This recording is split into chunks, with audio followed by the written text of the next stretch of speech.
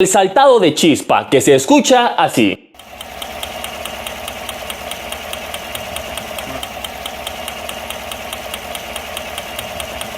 También tenemos el sonido del escape roto.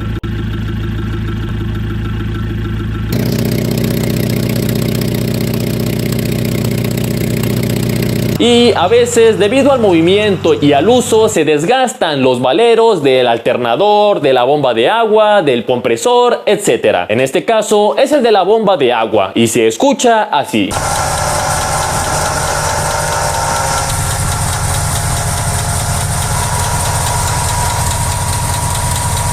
Hasta ahorita las que te mostré son las partes que más suenan del motor. Directamente del cigüeñal ahora se transmite el movimiento hacia el clutch, que este contiene un disco de pasta que cuando se desgasta el clutch corta muy arriba el pedal hasta arriba para que se transmita la potencia.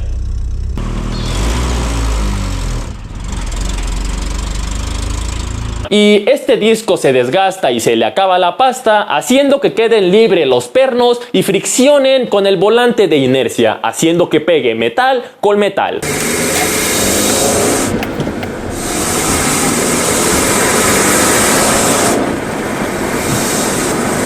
El siguiente sonido ahora es del plato opresor. Este contiene unas lenguas que se flexionan y a veces por la misma fricción se cortan solitas o se rompen por la fatiga, haciendo que se escuche de esta manera.